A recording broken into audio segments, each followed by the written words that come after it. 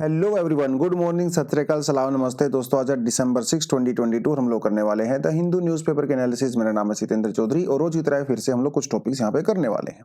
एक बार देख लेते हैं ब्रीफली कौन कौन से टॉपिक रहेंगे। वैसे आप देख सकते हो नंबर ऑफ टॉपिक्स काफी ज्यादा हैं, लेकिन कुछ टॉपिक्स को छोड़ के ज्यादातर टॉपिक यहाँ पे आपके रिपीटेड ही होने वाले हैं। जैसे वर्ल्ड बैंक वाला टॉपिक है, थोड़ा सा हम लोग इसको करेंगे। विंटर सेशन क्योंकि शुरू हो चुका है तो सेशंस के बारे में थोड़ा सा बात हम लोग यहाँ पे कर सकते हैं पार्लियामेंट वाले पर्सपेक्टिव से। ये वाला टॉपिक आपके लिए नया है, कंगारू कोर्ट्स क्या होते हैं, तो इसको थोड़ा ध्यान से करेंगे, इंपॉर्टेंट टॉपिक हो जाता है। उसके अलावा चाइना की जो न्यूक्लियर डॉक्ट्रिन है उसके बारे में चाइना ने कुछ अनाउंसमेंट यहाँ पे किया है, और इसके साथ साथ हम लोग इंडिया की न्यूक्लियर डॉक्ट्रिन के बारे में भी बात कर सकते हैं। उसके अलावा अमेरिका ने एक नया कानून पास किया है अपने देश में, इन्फ्लेशन रिडक्शन टैक्स एक्ट, उसके बारे में भी हम लोग डेफिनेटली यहाँ पे बात करेंगे, क्योंकि इसकी वजह से यूएसए और यूरोपियन कंट्रीज के अंदर कुछ टेंशन्स यहाँ पे हो रही हैं। उसके अलावा कॉलर आईडी को लेकर नया स्कीम लॉन्च होने वाला है, ट्राई करने वाला है, इसको थोड़ा देखेंगे। और दिल्ली पोल्यूशन के बारे में भी छोटा सा एक एडिटोरियल यहाँ पे दिया गया है। रिपीटेड सा है, पहले हमें मोस्टली पॉइंट पता ही है, लेकिन कोई बात नहीं, अपना रिवीजन यहाँ पे हो सकता है। चलिए, लेकिन आगे बढ़ने से पहले एक तो आपने क्या करना है, वीडियो को लाइक करना है। अगर आपने अभी तक चैनल को सब्सक्राइब नहीं किया है तो सब्सक्राइब भी करना है। और अगर आप रेगुलर लिसनर्स हो, हमारे आते हो चैनल पे, तो अपने कमेंट सेक्शन में आप अपनी अटेंडेंस भी दे सकते हैं। जनवरी से हम लोग अपना फाउंडेशन कोर्स को लॉन्च कर रहे हैं, आपको जैसा कि पता ही है। आप नीचे जाके डिस्क्रिप्शन में लिंक पे जाके क्लिक करके पूरी इन्फॉर्मेशन ले सकते हो। आप हमारी वेबसाइट को भी विजिट कर सकते हैं। ये सारी की सारी क्लासेस बाइलिंगुअल रहती हैं। ठीक है बच्चों, चलिए आगे बढ़ते हैं। फर्स्ट टॉपिक देखिए क्या कहता है। World Bank raises India's growth projections to 6.9%। पहले क्या हुआ था, देखिए, क्या आपको ये सारी रिपोर्ट याद करने की जरूरत है? नहीं। वर्ल्ड बैंक अपनी रिपोर्ट निकालता है, आईएमएफ अपनी रिपोर्ट निकालता है, हमारा आरबीआई जो है वो खुद की रिपोर्ट निकालता है ना। हर कोई अपनी अपनी जीडीपी की कैलकुलेशंस अपने हिसाब से कैलकुलेट करता है। तो क्या सभी हमें याद करनी है? बिल्कुल भी याद नहीं करनी है। ये फैक्ट आपको हर दूसरे दिन, तीसरे दिन, हफ्ते में न्यूज़पेपर में दिखाई देते हैं। आप क्या करिए, ये जो ऑर्गेनाइजेशंस है ना, ऑर्गेनाइजेशंस के बारे में पढ़िए, और ओवरऑल जो जीडीपी का स्टैटिक पोर्शन वाला पार्ट है उसके बारे में पढ़िए। ज्यादा जाने की कहीं एक्स्ट्रा जरूरत नहीं है, ठीक है। हाँ, एग्जाम वगैरह में कभी कभार जो है आईएमएफ की ओवरऑल प्रिडिक्शंस होते हैं ना जीडीपी की, वो आप हल्का फुल्का मेंशन कर सकते हो। अदरवाइज ज्यादा डिटेल में जाने की रिक्वायरमेंट नहीं है, स्टैटिक पोर्शन पे ज्यादा फोकस करें। तो पहले जो है वो 6.5% का जो इन्होंने टारगेट किया था इंडिया को, कितना जीडीपी ग्रोथ रहेगा, उसको इंक्रीज करके 6.9% बेसिकली यहाँ पे कर दिया है। हाँ, ये इंपॉर्टेंट है कि कारण क्या है, व्हाट इज द रीजन। इन्होंने ये कहा है कि मतलब हो सकता है और हो भी रहा है कि इंटरनेशनल चीजें काफी ज्यादा हो रही हैं। रशिया यूक्रेन क्राइसिस हो रहा है, क्रूड ऑयल का प्राइसेस भी इंक्रीज हो रहा है, सप्लाई चेन की दिक्कत हो गई है, चाइना में लगातार लॉकडाउन लग रहे हैं। वो दिक्कत होने के बावजूद भी इंडिया की इकोनॉमी ने काफी रेजिस्टेंस यहाँ पे दिखाया है, काफी रोबस्ट तरीके से यहाँ पे ग्रोथ हुई है। Why? Because of the domestic demand. Because of the domestic demand. एक कारण इन्होंने ये और भी कहा है, वो इन्होंने कहा है capital expenditure. Capital expenditure, government ने पिछले साल के बजट में काफी ज्यादा कैपिटल एक्सपेंडिचर की बात किया था। कैपिटल एक्सपेंडिचर का मतलब ये होता है वो एक्सपेंडिचर, वो खर्चा जो कि एसेट्स ग्रोथ में काम आता है, जिससे हम लोग एसेट्स बनाते हैं, यानी कि आपने रोड बनाए, ब्रिज बनाए, पोर्ट्स बनाए, उसे हम लोग कैपिटल एक्सपेंडिचर कहते हैं। क्योंकि इनके ऊपर जो फोकस किया जाता है ना, उसका लॉन्ग टर्म इंपैक्ट नजर आता है। तो सरकार ने पिछले साल के बजट में ये किया था और इस साल के बजट में भी करने वाली है, तो वो एक डेफिनेटली यहाँ पे नजर आया है। उसके अलावा फिर जॉबलेस ग्रोथ के बारे में इन्होंने बात किया कि भैया क्या इंडिया की ग्रोथ जॉबलेस है? ये आपको पता ही है कि 1991 से जब से हम लोगों ने अपनी इकोनॉमी को ओपन किया था, जॉबलेस ग्रोथ वाली जो बात है वो बार बार होती रहती है कि इंडिया में जीडीपी ग्रोथ तो हो रहा है लेकिन जॉब्स क्रिएट नहीं हो रही हैं। इसका एक बहुत बड़ा रीजन तो ये है कि हमारे यहाँ पे जितनी मोस्टली जो जीडीपी का कंट्रीब्यूशन है वो सर्विस सेक्टर से आ रहा है, और सर्विस सेक्टर ज्यादा ग्रोथ क्रिएट नहीं करता है। ज्यादा ग्रोथ क्रिएट होती है मैन्युफैक्चरिंग सेक्टर में, जिसमें इंडिया बहुत ज्यादा काम नहीं करता, बहुत अच्छे से हम लोग बेसिकली परफॉर्म नहीं कर रहे हैं। और एग्रीकल्चर सेक्टर में तो you know very well already, primary sector में तो डिसगाइज्ड अनएम्प्लॉयमेंट होती ही है। एक बहुत बड़ा रीजन है। तो इन्होंने ये कहा कि देखिए ऐसी बात नहीं है कि जॉब क्रिएट नहीं हो रही हैं, इंडिया में जॉब्स क्रिएट हो रही हैं, लेकिन वो मोस्टली इनफॉर्मल सेक्टर में हो रही हैं। अब ये सरकार को देखना है कि कैसे वो विजिबल ग्रोथ जो है जॉब क्रिएशन करे। विजिबल ग्रोथ जॉब का मतलब है फॉर्मल सेक्टर। कैसे फॉर्मल सेक्टर में जॉब्स लेके आए। हालांकि सरकार उसके लिए कोशिश कर रही है। हम लोगों ने यहाँ पे पोर्टल्स वगैरह बनाए हुए हैं और हम लोग इंश्योरेंस भी प्रोवाइड करा रहे हैं, IPF वगैरह वो सब कर रहे हैं सरकार, लेकिन अभी भी इनफॉर्मल सेक्टर में ही हमारी मोस्टली लोग काम करते हैं। तो ये थोड़ा सा इस आर्टिकल के बारे में आपको पढ़ सकते हो। देखिए एक इंटरेस्टिंग सी चीज़ है, आई डोंट नो इन्होंने कैसे कैलकुलेट किया है, लेकिन इनका ये कहना है कि भाई अगर अमेरिका में GDP ग्रोथ 1% कम होती है तो इंडिया की GDP 0.4% कम होती है और चाइना की GDP 1.5% कम होती है। अब ये तो पता नहीं कैसे कैलकुलेट किया है, बट इन्होंने बोला है तो आपको मैंने सोचा बता देता हूँ। तो वर्ल्ड बैंक के बारे में हल्का आपको आइडिया होना चाहिए। देखिए वर्ल्ड बैंक कोई एक बैंक नहीं है, एक वर्ल्ड बैंक ग्रुप होता है हमारे पास, ठीक है। और ये 1994 में वेरी वेल जब ब्रेटन वुड्स हुआ था तो उसमें हम लोगों ने वर्ल्ड बैंक ग्रुप को बनाया था, IMF को भी बनाया था, वो सब चीजें। तो उस ग्रुप के अंदर बेसिकली 5 ऑर्गन्स होते हैं। International bank of reconstruction and the development, international development association, international financial corporation, multilateral guarantee agency MIGA और international centre for the settlement of investment dispute ICSID। ये 5 ऑर्गन होते हैं जो हर सेक्टर में अलग अलग तरीके से काम करते हैं। जैसे 5th वाला है वो इन्वेस्टमेंट रिलेटेड जो डिस्प्यूट होते हैं उनके लिए काम करता है। उसके अलावा जैसे जो ये IFS है वो यूजुअली इन्वेस्टमेंट के बारे में बात करता है और प्राइवेट सेक्टर को भी काफी जो है प्रमोट करता है। जो पहले वाले दोनों है ना, IBRD और IDA, इन दोनों को कहा जाता है वर्ल्ड बैंक। ये क्या करते हैं? ये लोन्स प्रोवाइड करवाते हैं, क्रेडिट प्रोवाइड करवाते हैं, ग्रांट प्रोवाइड कराते हैं। किसको? सभी को नहीं, जो लो इनकम कंट्रीज होती हैं। और ये जो लोन वगैरह प्रोवाइड करवाया जाता है बहुत ही कम इंटरेस्ट रेट पे प्रोवाइड करवाया जाता है। बेसिकली ये उन कंट्रीज की हेल्प करते हैं। इसका नाम ही है ना रिकंस्ट्रक्शन एंड डेवलपमेंट, यानी कि जिन कंट्रीज की हालत खराब हो चुकी है उनको रिकंस्ट्रक्ट करना है, उनको हेल्प करना है, राइट। तो इसे कहा जाता है वर्ल्ड बैंक, राइट। ये थोड़ा सा हिस्ट्री अगर आप पढ़नी है आप इसकी हिस्ट्री पढ़ सकते हो। और वर्ल्ड बैंक का एक टारगेट है, वही टारगेट ये है कि भाई हमें 2030 तक दुनिया से एक्सट्रीम पॉवर्टी को रिमूव करना है। ये इसका टारगेट है। अब वो टारगेट अचीव होगा नहीं होगा वो बात की बातें रहेंगी। खैर आगे बढ़ते हैं। Kangaroo courts puts price on union of love. देखिए कहानी क्या है वो आपको थोड़ा मैं बताता चलता हूँ। कहानी ये है कि भाई एक लड़का और एक लड़की, ठीक है। लड़की और लड़की ये मतलब she was like doing BSc from botany and boy was the diploma holder. तो इन्होंने शादी किया था, ठीक है। वो एक ही कास्ट से बिलोंग करते हैं, एक ही गांव से बिलोंग करते हैं। अब ये अच्छा भला शादी वादी करके आराम से रह रहे थे, बट जिसको परेशानी होनी है तो उसको परेशानी होनी है। वो लोग तो खुशियां देख ही नहीं सकते किसी और की। तो हुआ ये कि इस गांव में एक पंचायत टाइप ऑफ पंचायत ही होती है, ठीक है। ये पंचायत, इसे हम लोग कहते हैं कंगारू कोर्ट। इसे कोई लीगल स्टेटस नहीं प्रोवाइड होता है, कोई मान्यता नहीं होती है किसी भी चीज की। ये कंगारू कोर्ट है, लाइक अ पंचायत। उसमें क्या हुआ, इनके ऊपर 25,000 रुपए का फाइन लगाया गया। किस लिए? सिर्फ लव मैरिज करने के लिए इनके ऊपर 25,000 रुपए का फाइन लगा दिया गया। इनका यह कहना है कि ये लव मैरिज जो आपने की है इससे हमारे गांव में दूसरे बच्चों में भी जो है गलत संदेश जाता है, तो फाइन के तौर पे लगाया गया। और अगर आप फाइन नहीं भरोगे तो आपकी फैमिली को बेदखल कर दिया जाएगा गांव से, उनको किसी तरह की हेल्प नहीं होने वाली है। तो इसे इस तरह के कोर्ट को कहा जाता है कंगारू कोर्ट।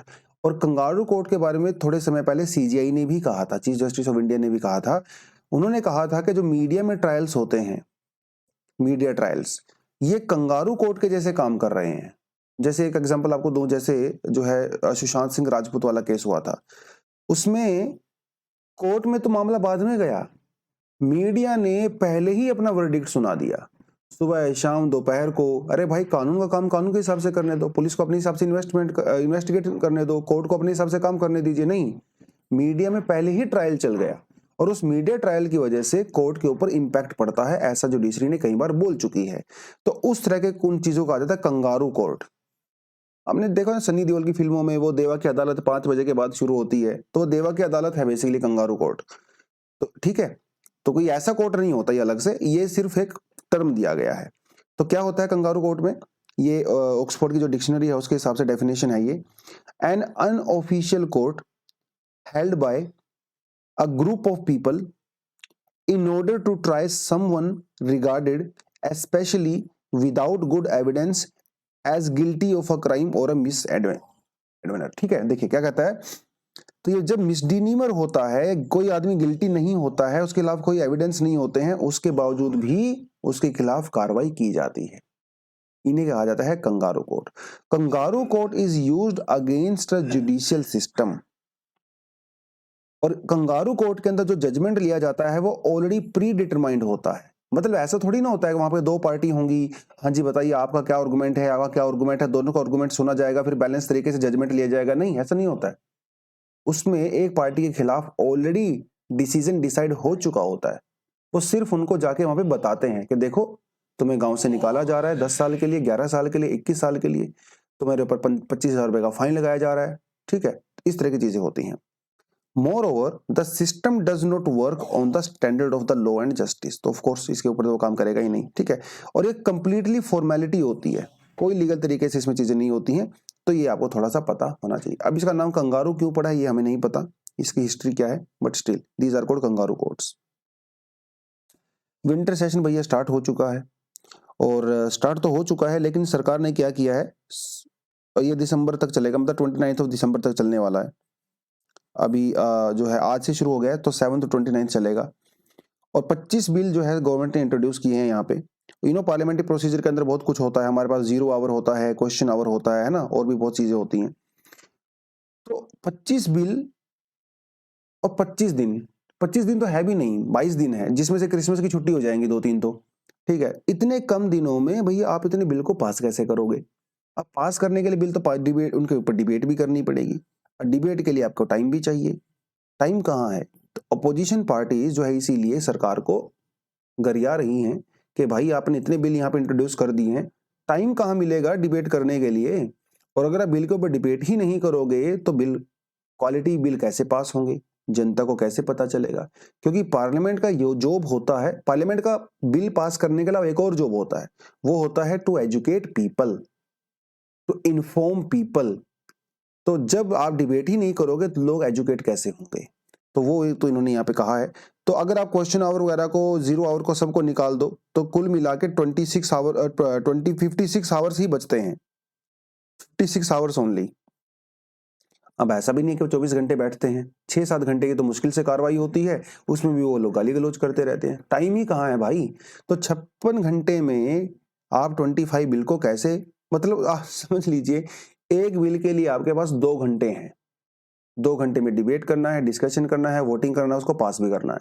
तो दिक्कत तो है। ठीक है, अब देखना रहेगा इसमें आगे क्या रहेगा।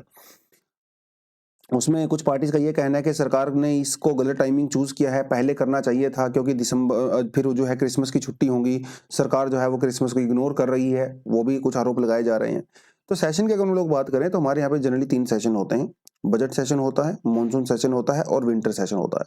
विंटर सेशन वो सबसे छोटा होता है, बजट सेशन सबसे बड़ा होता है, और बीच में आता है आपका monsoon session.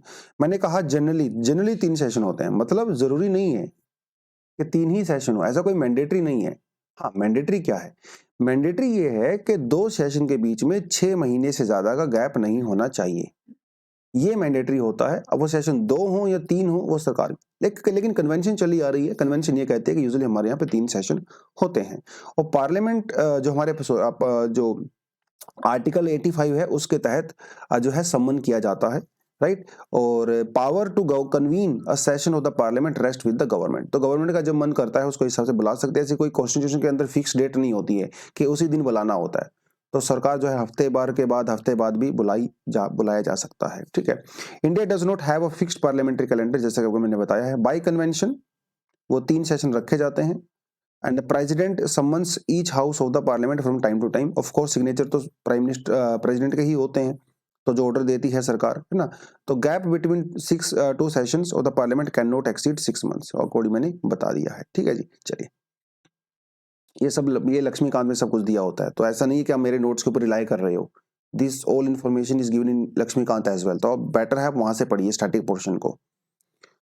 China retreats it stand on the no first use policy. तो भैया बेसिकली ये है कि बात, अमेरिका में एक रिपोर्ट आई है और उस रिपोर्ट में ये कहा गया है कि चाइना अपने न्यूक्लियर आर्सेनल को दिन दुगनी और रात चौगुनी तरक्की कर रहा है, और ऐसा हो सकता है कि 2035 तक, अगले 15 सालों, मतलब 12-13 सालों में चाइना जो है 1500 न्यूक्लियर वॉरहेड को बना लेगा।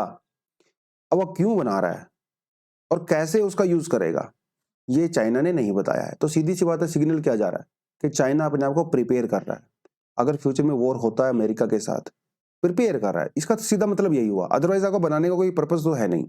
चाइना ने कहा कि ये सब बकवास है, अमेरिका में जो रिपोर्ट आई है बिल्कुल बकवास है। हाँ, चाइना ने डिनाई नहीं किया है कि मैं जो है न्यूक्लियर वेपन्स नहीं बना रहा हूँ, वो तो डिनाई नहीं किया है उसने, बट उसने ये कहा है कि भाई मैं अमेरिका के ऊपर अटैक करने के लिए नहीं बना रहा हूँ। पहली बात ये है। तो ये जो आप बोल रहे हो ये बकवास है। हमारी ऑलरेडी एक पॉलिसी है, डॉक्ट्रिन है, नो फर्स्ट यूज पॉलिसी।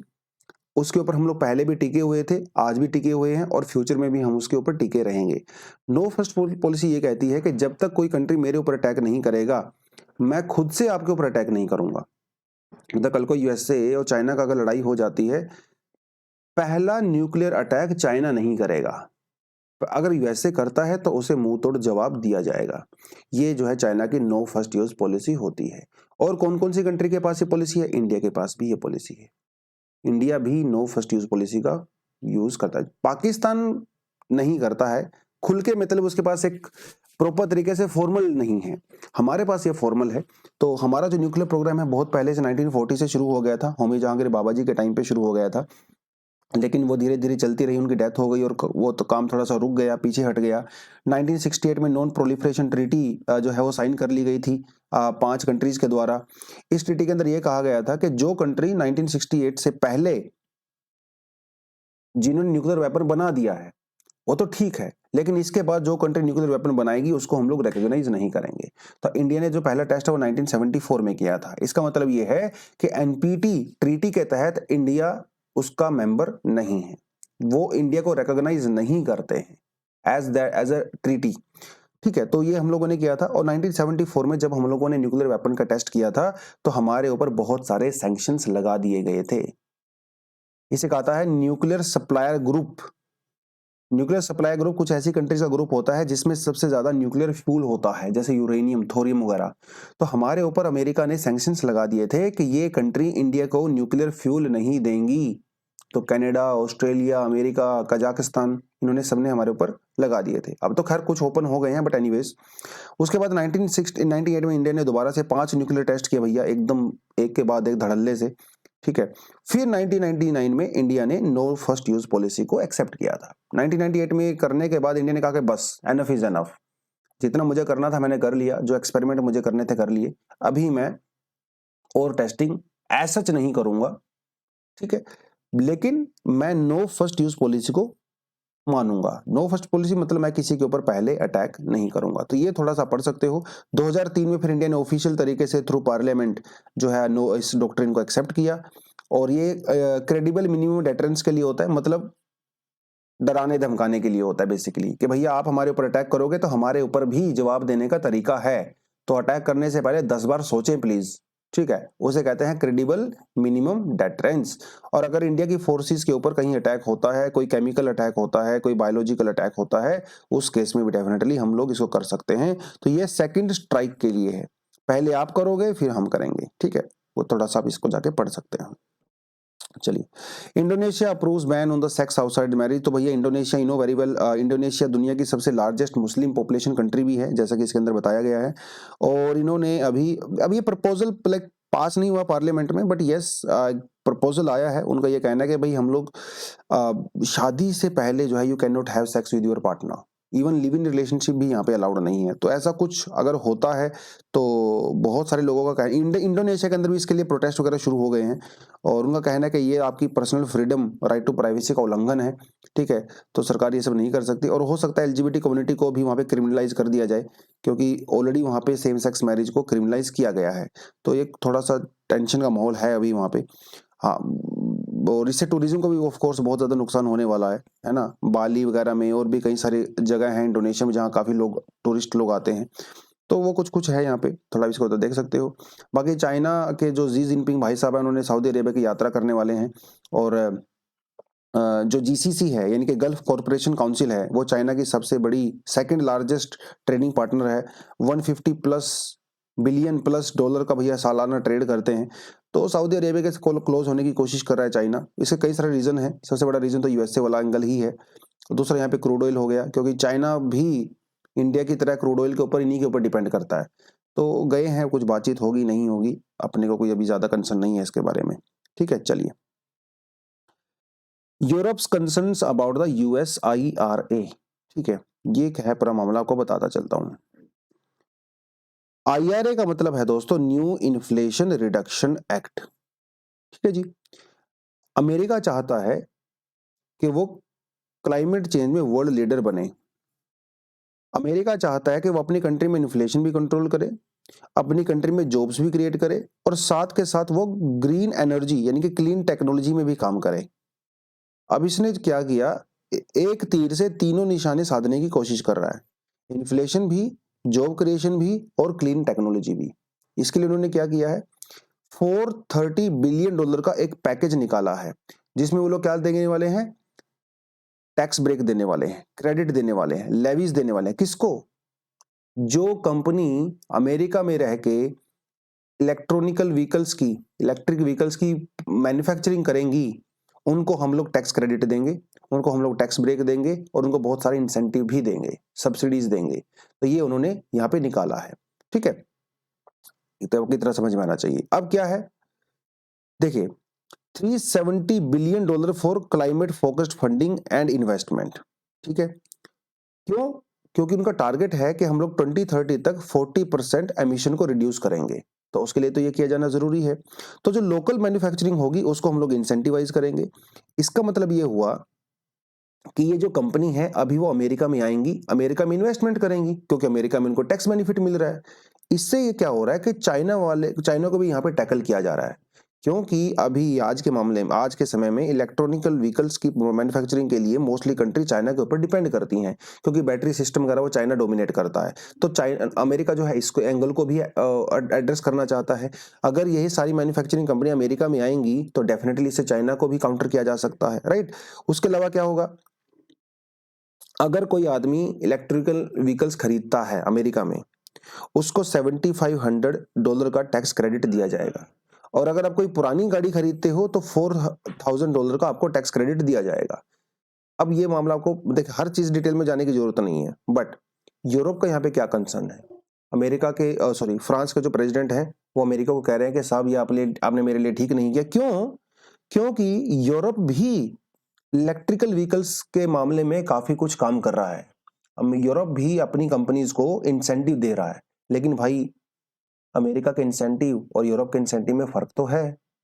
अब होगा क्या, क्योंकि अमेरिका इतने इंसेंटिव दे रहा है तो हो सकता है कि बहुत सारी यूरोपियन कंपनीज वो यूरोप में प्लांट लगाने की बजाय अमेरिका में जाके प्लांट लगाएं। तो ये कंपनीज क्या करेंगी, अमेरिका में जाएंगी, वहां मैन्युफैक्चरिंग करेंगी, वहां की टेक्नोलॉजी का यूज करेंगी, वहां पे जॉब क्रिएशन करेंगी। अमेरिका के हाथ में क्या आएगा, ठेंगा। यहां पे गाड़ियां बना के वो लोग यूरोप के अंदर एक्सपोर्ट करेंगे। बेनिफिट किसको होगा, अमेरिका को। यूरोप हाथ पे हाथ धर के बैठा रहेगा। तो क्या ये सब चीजें यूरोप में ही अमेरिका में होंगी? नहीं। अमेरिका ने इस बिल में ये कहा गया है कि ऐसी कंट्रीज जिनका अमेरिका के साथ क्या है, फ्री ट्रेड अग्रीमेंट है, वहां पे भी ये चीज लागू होगी। खाली अमेरिका में नहीं, उन कंट्रीज के साथ भी। तो फ्रांस यहाँ पे थोड़ा ज्यादा कंसर्न है, क्योंकि फ्रांस का अमेरिका के साथ फ्री ट्रेड अग्रीमेंट नहीं है। तो ये कुछ कुछ चीजें इन्होंने यहाँ पे कही हैं। बाकी अमेरिका का कहना है कि देखो भाई ऐसा है, ये जो कानून हम लोगों ने बनाया है ये हम लोगों ने यूरोप को हर्ट करने के लिए नहीं बनाया है। ठीक है, हम लोगों ने अपने कंसर्न के हिसाब से बनाया है। हाँ, अगर हमारे दोस्तों का, मित्रों का अगर कुछ कंसर्न है तो डेफिनेटली उसके अंदर हम लोग कुछ चेंजेस कर सकते हैं। अब वो क्या चेंजेस होंगे नहीं होंगे वो अलग बात है। ठीक है जी। How is TRAI proposing to help callers identity spammers. देखिए, आपके पास ना दिन भर में बैंकों वालों की कॉल आती होगी, है ना, स्पैम कॉल आती होंगी, सबके पास आती हैं, राइट। आप क्या करते हो, ट्रू कॉलर को इंस्टॉल करते हो अपने फोन के अंदर, है ना। ट्रू कॉलर आपको बता देता है कि भाई जो आदमी कॉल कर रहा है उसका नाम क्या है, वो फ्रॉड है, किसी कंपनी की कॉल है, टेली कॉल है या किसी जेन्युइन कॉल है, बता देता है। आप उस फोन को पिक कर लेते हो, अगर आपको रिजेक्ट करना है तो उसको रिजेक्ट कर देते हो, ये होता है ना। लेकिन जो ट्रू कॉलर वगैरह रहता है ये थर्ड पार्टी एप्स होती हैं, इससे आपकी प्राइवेसी को भी टेंशन रहती है। तो ट्राई ने क्या कहा, ट्राई ने भी प्रपोजल दिया है कि हम लोग इंडिया में मैंडेटरी कर देंगे, कोई भी जो आदमी आपको कॉल कर रहा है ना, उसका नाम वो आपकी स्क्रीन के ऊपर फ्लैश हो जाएगा। अब आप उसको एक्सेप्ट करिए, रिजेक्ट करिए, वो आपकी मर्जी है। मुझे रियली ये फीचर अगर आता है तो बहुत बेनिफिट हो जाएगा, क्योंकि आईफोन में जो है ट्रू कॉलर इतना अच्छे से काम भी नहीं करता है जितना एंड्रॉयड फोन्स में करता है। दूसरी बात, क्योंकि इतने सारे कॉल्स आते हैं, मैं अपना पर्सनल एक्सपीरियंस बता रहा हूँ, इतने सारे कॉल्स आते हैं, मैंने अननोन नंबर से अननोन नंबर से सारी कॉल्स को साइलेंट करने पे मजबूर हो गया हूँ। जिसकी वजह से क्या होता है, कई बार बहुत जेन्युइन जो कॉल होती हैं वो भी रिजेक्ट हो जाती हैं, क्योंकि वो मैंने अगर सेव नहीं किया वो नंबर तो वो भी रिजेक्ट हो जाती हैं। तो ऐसा बहुत बार हो सकता है कि जेन्युइन कॉल भी रिजेक्ट हो जाती है, आप इतने परेशान हो जाते हो। अब हो सकता है कोई इमरजेंसी में हो, आपको कॉल कर रहा हो, आपने कॉल को साइलेंट कर दिया, अननोन नंबर से कॉल आया, आपको लगा कि वो तो बैंकों वालों का कॉल है, आपने कॉल उठाया नहीं। और किसी टाइम भी कॉल कर देते हैं वो लोग, आप सो रहे हो, काम कर रहे हो, क्लास में हो, कॉल आ जा रही है, परेशान हो जाते हो। तो ट्राई ने कहा है कि हम लोग इस तरह का प्रपोजल लेके आएंगे, लेकिन there are some concerns also. सबसे बड़ा कंसर्न तो यहाँ पे प्राइवेसी का है, क्योंकि right to remain anonymous is also a type of right of privacy. अब भैया वो जो कॉलर है, उस कॉलर के ऊपर डिपेंड करता है कि वो अपनी आइडेंटिटी को रिवील करना चाहता है कि नहीं करना चाहता है। तो राइट टू प्राइवेसी का यहाँ पे टेंशन है। अब मान लो कोई विसल ब्लोअर है, भाई विसल ब्लोअर का पूरा पर्पज ही यही है कि उसको अपनी आइडेंटिटी बतानी नहीं है। किसी डिपार्टमेंट के अंदर करप्शन हो रहा है, कुछ गड़बड़ घोटाला हो रहा है, तो विसल ब्लोअर अगर किसी को कॉल करेगा अपने मोबाइल फोन से, वो तो पता चल जाएगा यार कि कौन विसल ब्लोअर है, तो आप अपने कंसर्न्स रख ही नहीं पाओगे। ठीक है, तो कुछ टेंशन भी है यहाँ। तो राइट टू प्राइवेसी कैसे बैलेंस होगी इस चीज के साथ, वो भी बड़ा देखने वाली बात है। दूसरी बात इसमें यह है कि जो भी टेली मार्केटिंग कंपनीज होती हैं, उनको अपना नंबर रजिस्टर करवाना पड़ेगा, ये मैंडेटरी कर दिया जाएगा, क्योंकि अगर उनसे कॉल आएगी भैया तभी तो आपका नाम फ्लैश होगा स्क्रीन के ऊपर। अब यहाँ पे भी बड़ा डाउट है। देखिए, ये टेली मार्केटिंग कंपनी क्या करती हैं, ये अपना जो जॉब है वो किसी फ्रीलांसर को दे देती हैं जो कि वर्क फ्रॉम होम करते हैं। तो ये नंबर कंपनी के नाम से रजिस्टर्ड नहीं होता है, ये नंबर उनके पर्सनल नाम से ही रजिस्टर्ड होता है। ठीक है, कोई भी कंपनी हो सकती है, मान लो अमेजोन कंपनी है, ठीक है, मैं अमेजोन कंपनी में काम करता हूँ एज अ, जैसे कॉल सेंटर में जो लोग काम करते हैं, ठीक है, मैं जैसे मान लो कॉल सेंटर में काम करता हूँ, तो वो नंबर मेरे नाम से रजिस्टर्ड है, वो अमेजोन के नाम से नहीं है। तो अगर किसी के पास मेरा नंबर जाएगा तो मेरा नाम जाएगा ना, तो क्या बेनिफिट हुआ फिर इस चीज का। तो इनका ये कहना है कि भाई अभी थोड़ा चीजें रोकिए, आराम से जो है सारी चीजों के बारे में बात कीजिए, राइट टू प्राइवेसी वाला सेक्टर भी है, वो काफी इंपॉर्टेंट होने वाला है, तो तब जाके आप इसको इंप्लीमेंट करिए, कोई प्रॉब्लम नहीं है। ठीक है, तो ये इन्होंने कुछ कुछ बातें यहाँ पे बोली हैं। और आज का जो एडिटोरियल है, देखिए वही घिसा पिटा एडिटोरियल है, but anyways, daily choking but do not blame stubble burning. देखिए क्या होता है, हर साल दिवाली के आसपास क्या होता है, दिल्ली में पोल्यूशन का लेवल एकदम से बहुत ज्यादा बढ़ जाता है। तो सारे टीवी चैनल पे, पार्लियामेंट के अंदर, हर जगह pollution pollution pollution, Delhi Delhi, Kejriwal हाय हाय, जो भी सरकार होती है, जैसे ही दिवाली जाती है तो ये सारे लोग चुप हो जाते हैं। लेकिन क्या पोल्यूशन कम होता है? बिल्कुल भी नहीं, पोल्यूशन तो बढ़ता ही रहता है। तब कोई बात क्यों नहीं करता? और अगर बात करते भी हैं तो हर साल सिर्फ बात ही क्यों करते हैं? आप एक्शन क्यों नहीं लेते हो पोल्यूशन को कम करने के लिए? तो क्या बातचीत करने से पोल्यूशन कम होगा? अगर बातचीत करने से प्रॉब्लम सोल्व होती, सिर्फ बातचीत करने से, विदाउट एक्शन, तो इंडिया में आज तक कोई समस्या होती ही नहीं। तो हम लोग बातचीत खूब करते हैं, इंप्लीमेंटेशन नहीं करते हैं। अगर इंप्लीमेंटेशन करते भी हैं तो उसका रिव्यू नहीं करते हैं। समझ रहे हो, ये दिक्कत है। 2.5 मिलियन, 25 लाख के आसपास इंडिया में हर साल डेथ, वो पोल्यूशन रिलेटेड डेथ होती है। तो पोल्यूशन का मतलब सिर्फ ये नहीं है कि आपका गला खराब हो गया, आपकी आंखों में जलन हो रही है, नहीं भाई, पोल्यूशन की वजह से आपको दिल का दौरा भी पड़ता है, रेस्पिरेटरी डिसीज होते हैं, कैंसर भी होता है। तो ये कोई खाली ऐसा नहीं कि सांस फूल रही है, नहीं भाई, ये it's a matter of life and death now. तो एक्शन आपको लेना पड़ेगा। बट प्रॉब्लम ये है, इतने सालों तक एक्शन लेने के बावजूद भी अभी तक चीजें जस की तस क्यों बनी हुई हैं, इंप्रूव क्यों नहीं हो रही हैं? The same orders again and again and again. सरकार ने क्या किया, अभी थोड़े समय पहले एक commission for air quality management बनाया। एक तो हमारे देश में दिक्कत पता क्या है, एक समस्या के लिए 10 मिनिस्ट्री बनी हुई है, एक ही प्रॉब्लम के लिए 15 डिपार्टमेंट्स बने हुए हैं, और सभी का एक ही काम है, उनकी पावर ओवरलैप करती है। और जैसे ना कई बार ना ऐसे पुलिस में भी देखा होगा, कहीं पे कोई क्राइम हो जाता है तो थाने वाले क्या बोलते हैं, ये मेरा मामला नहीं है, दूसरे थाने का मामला है। दूसरे थाने में जाते हो, नहीं नहीं मेरा मामला नहीं है, तीसरे थाने का मामला है। अरे भाई, आप एक ही बनाइए, उसका एरिया बढ़ाइए, पता चलेगा चीजों का। तो ये हमारे यहाँ पे भी होता है। तो इनका ये कहना है कि जो commission for air quality management सरकार ने बनाया है, इसका काम वही है जो पहले हमारी दूसरी मिनिस्ट्रीज कर रही थी, तो इसके अंदर कुछ भी नया नहीं है, वही सेम एक्शन लिए जाते हैं। बच्चों का एडवाइस किया जाता है घरों के अंदर रहो, स्कूल बंद कर दिए जाते हैं, कार पुलिंग की बात की जाती है, वर्क फ्रॉम होम करवाया जाता है, फायर क्रैकर्स को बैन कर दिया जाता है, कंस्ट्रक्शन को बैन कर दिया जाता है, ट्रक्स को बैन कर दिया जाता है। अरे भाई, ये तो आप पिछले 15 साल से कर रहे हो, क्या कुछ बेनिफिट हुआ? नो। तो काहे घी से पीटे एक्शन दोबारा ले रहे हो? और अगर आप लोगों को काम धंधे पे जाने से रोक रहे हो, it's a example of bad governance. ये गुड गवर्नेंस नहीं है कि आप लोगों को काम करने से रोक रहे हो, ये बैड गवर्नेंस है, समझ रहे हो? तो दिल्ली की एयर क्वालिटी ऐसी क्या चीज है कि वो इतनी खराब है, ये भी सोचने वाले। क्या इसके लिए खाली स्टबल बर्निंग रिस्पॉन्सिबल है? नो। स्टबल बर्निंग हो सकता है रिस्पॉन्सिबल हो, लेकिन वो 1-1.5 महीने का जो गैप होता है ना, उसी में होती है, वो दिवाली के आसपास जब कटाई वगैरह होती है धान की खेती की। लेकिन पोल्यूशन तो साल भर रहता है ना, तो खाली स्टबल बर्निंग को बोलेंगे वो सही नहीं है, ठीक है। हमारे यहाँ पे जो म्युनिसिपल बॉडीज वगैरह हैं या जो दूसरे जो पब्लिक वर्क डिपार्टमेंट वगैरह हैं, वो रिस्पॉन्सिबिलिटी लेने के लिए तैयार ही नहीं है कि भैया हाँ मेरे से गलती हो गई, मैंने ये काम किया था वो प्रॉपर तरीके से नहीं हुआ है, ठीक है। तो stubble burning alone is not a problem. Problem जो है फंडामेंटल है। आप हर साल स्टबल बर्निंग पे अटैक करने के बजाय किसानों का एग्रीकल्चर पैटर्न चेंज करिए। हाँ, ये काफी आपको पॉलिटिकल डिसीजन लेने पड़ेंगे जो काफी हार्श होंगे, कड़वे डिसीजन लेने पड़ेंगे, लेकिन सॉल्यूशन तो कड़वे डिसीजन लेके ही यहाँ पे निकलने वाला है। आप फार्मर को प्रॉपर तरीके से कंपनसेट कीजिए, फार्मर जरूर जो है वो डाइवर्सिफाई करेंगे, कोई डाउट नहीं है। फार्मर को क्या चाहिए? उसको तो पैसा चाहिए, उसको तो अपने पेट में खाना चाहिए, उसको तो एक डिसेंट लिविंग चाहिए। अगर आप उसको प्रोवाइड करवा दे रहे हो, आज वो धान लगाएगा, कल को कुछ और लगा लेगा, है ना। थोड़ा समय लगेगा, लेकिन आप इसको कर सकते हो। हैप्पी सीडर्स इंट्रोड्यूस किए गए थे, उससे कोई खास बेनिफिट हमारे यहाँ पे हुआ नहीं है, ठीक है। डस्ट और इंडस्ट्रियल एक्टिविटी सबसे बड़े रीजन है दिल्ली में पोल्यूशन के, ठीक है। अब आप क्या कर सकते हो? जो इलीगल कंस्ट्रक्शन होती है दिल्ली में, इलीगल अनऑथराइज्ड इंडस्ट्री जो होती हैं, उसका तो कोई सोल्यूशन ही नहीं है। हाँ, बात यहाँ पे व्हीकल की है। दूसरा जो सबसे बड़ा सोर्स है दिल्ली में पोल्यूशन का, वो है व्हीकल्स, खासकर 2 व्हीलर्स।